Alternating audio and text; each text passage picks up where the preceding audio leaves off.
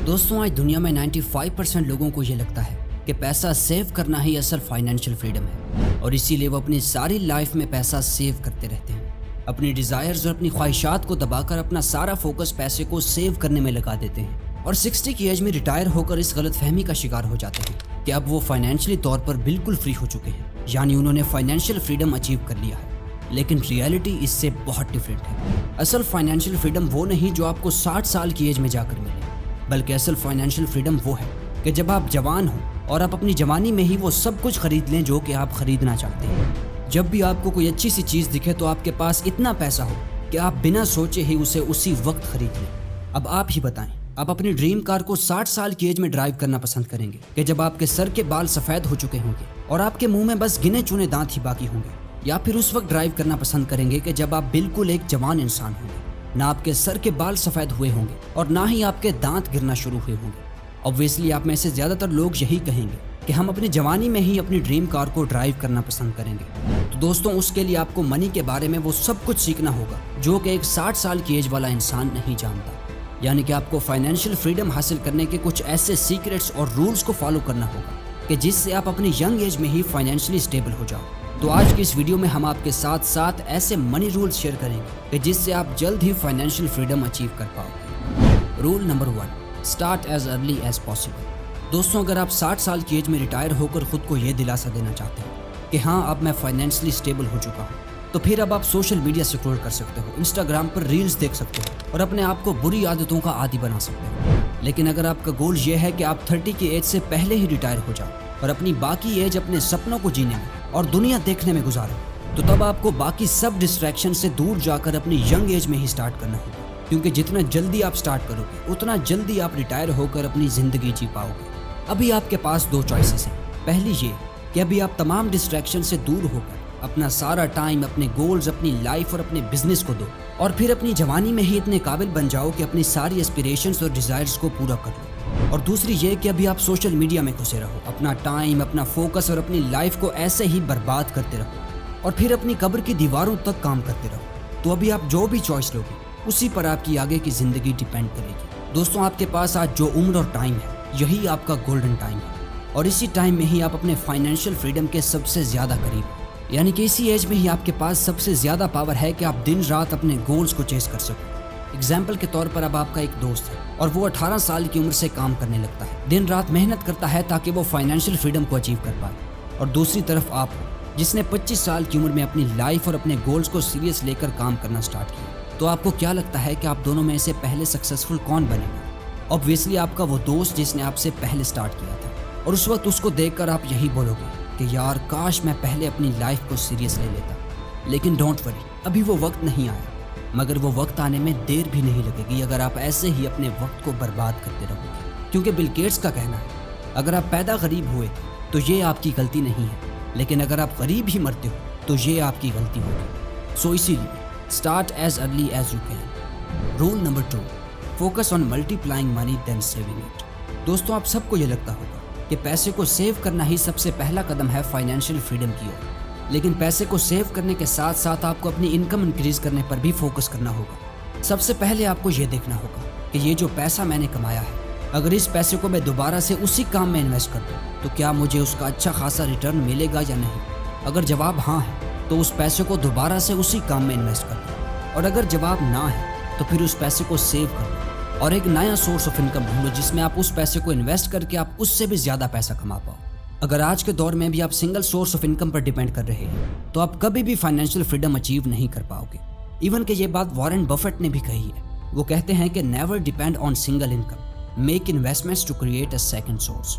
यानी कभी भी एक सोर्स ऑफ इनकम पर डिपेंड मत करो, बल्कि इन्वेस्टमेंट्स करके एक नया सोर्स ऑफ इनकम बनाओ जिससे आप और भी ज़्यादा पैसा कमा पाओ। और इस नए सोर्स ऑफ इनकम से आप पैसा तो ज़्यादा कमाओगे ही, लेकिन उसके साथ साथ आपको सिक्योरिटी भी मिलेगी कि अगर आपका एक सोर्स ऑफ इनकम बंद भी हो जाता है तब भी आपको कोई टेंशन नहीं होगी, क्योंकि उस वक्त आपके पास इनकम का दूसरा सोर्स भी होगा। देखो, सेविंग्स करना भी ज़रूरी है, लेकिन उस सेव किए गए पैसे को इन्वेस्ट करना उससे ज़्यादा ज़रूरी है। आप ही बताओ, आप पैसे को सेव करके अपनी ड्रीम कार को 60 साल की उम्र में चलाना चाहते हो या फिर इन्वेस्टमेंट्स करके 28 की उम्र में? तो ज़्यादातर लोगों का जवाब होगा 28 की उम्र में। तो अगर आपका भी यही जवाब है तो फिर आप फास्ट लेन पकड़ सकते हो, जिसमें आप कम वक्त में ज़्यादा पैसा कमा सकते हो? और अगर आपका यह जवाब नहीं है तो फिर आप स्लो लेन पकड़ सकते हो, जिसमें आपको 60 साल की एज तक इंतज़ार करना पड़ेगा। तो चॉइस आपके हाथ में है। Rule number 3, learn to earn while you sleep. जी हाँ दोस्तों, अगर आपको सही मानों में रिच इंसान बनना है तो आपको अपने लिए एक ऐसा सिस्टम बिल्ड करना होगा जो आपको दिन के 24 घंटे पैसा कमा कर देता रहे। इवन कि जब आप सो भी रहे हो तब भी आप पैसा कमा रहे हो, वरना आपकी इनकम हमेशा लिमिटेड ही रहेगी और आप सिर्फ उतना पैसा ही कमा पाओगे जितनी देर आप काम करोगे। और यही बात वॉरेन बफेट ने कही है। वो कहते हैं कि अगर आप सोते वक्त भी पैसा कमाने का रास्ता नहीं ढूंढोगे तो आपको मरते दम तक काम करना पड़ेगा। और दोस्तों, सिर्फ जॉब में ही नहीं बल्कि लोग अपने बिजनेसेस में भी सारी जिंदगी एक एम्प्लॉय की तरह काम करते हैं। अगरचे आपका बिजनेस लाखों का है लेकिन उन लाखों को एंजॉय करने का आपके पास वक्त ही नहीं है, तब भी आप रियली रिच नहीं हो। आपके पास फाइनेंस तो है लेकिन फ्रीडम नहीं है। उस वक्त आप में और 9 to 5 जॉब करने वाले में कोई फर्क नहीं होगा। तो अगर आपको वाकई में एक रिच एंड सक्सेसफुल इंसान बनना है तो आपको अपने आसपास एक ऐसा सिस्टम बिल्ड करना पड़ेगा कि जब आप काम ना भी करें तब भी आपके पास पैसा आता रहे, और जब आप सो रहे हो, वेकेशंस पर हो, अपनी लाइफ को एंजॉय कर रहे हो, तब भी आप पैसा कमा रहे हो। Rule number 4, stay poor until you really get rich. दोस्तों, ज़्यादातर मिडिल क्लास लोग अपनी ज़िंदगी में सबसे बड़ी गलती यही करते हैं कि जैसे ही उनके पास पैसा आ जाए, उनका बिजनेस चल पड़े, कोई अच्छी सी जॉब लग जाए या कहीं से भी उनकी अच्छी खासी इनकम आने लगे, तो सबसे पहले वो शो ऑफ करने के लिए कोई गाड़ी ले लेते हैं, आईफोन का लेटेस्ट मॉडल ले लेते हैं और इस तरह से अपने सारे पैसे को फजूल चीज़ों में उड़ा देते हैं और फिर दोबारा से उसी गरीबी में ज़िंदगी गुजारने पर मजबूर हो जाते हैं। और फिर मुश्किल वक्त आने पर वही सब कुछ बेचने लगते हैं जो पहले उन्हें खरीदने की इतनी ज़्यादा जल्दी थी। और यही वजह है कि वो हमेशा पॉवर्टी में ही लाइफ गुजार देते हैं। इसीलिए दोस्तों, आपने ये मिस्टेक बिल्कुल नहीं करनी। आपके पास जब भी कहीं से पैसा आए, चाहे बिजनेस से आए या किसी जॉब से आए, तो नया आईफोन लेने में, ब्रांड की चीज़ें लेने में और शो ऑफ करने में पैसा बर्बाद मत करो, बल्कि उस पैसे को किसी ऐसे काम में इन्वेस्ट करो जो आपको और ज़्यादा पैसा कमा कर दे। और जब आपको दूसरा बिजनेस पैसा कमा कर देने लगे तो उस वक्त ज़रूर आईफोन लो, नई गाड़ी भी लो और ब्रांड की चीज़ें भी पहनो, लेकिन उससे पहले अपना सारा फोकस अपने एक्सपेंसेस बढ़ाने में नहीं बल्कि अपनी इनकम बढ़ाने पर करो। Rule number 5, never chase money, make money come to you. दोस्तों, कभी भी पैसे के पीछे मत भागो, बल्कि खुद को इतना काबिल बनाओ कि पैसा खुद चल के आपके पास आए। यानी आपके पास कुछ ऐसी वैल्यूएबल स्किल्स होनी चाहिए जो कि लोगों की प्रॉब्लम सॉल्व कर सके। और अगर वाकई में आपकी स्किल्स इतनी ज़्यादा वैल्यूएबल होंगी तो उसके लिए लोग आपको मुंह मांगी कीमत देने को तैयार होंगे।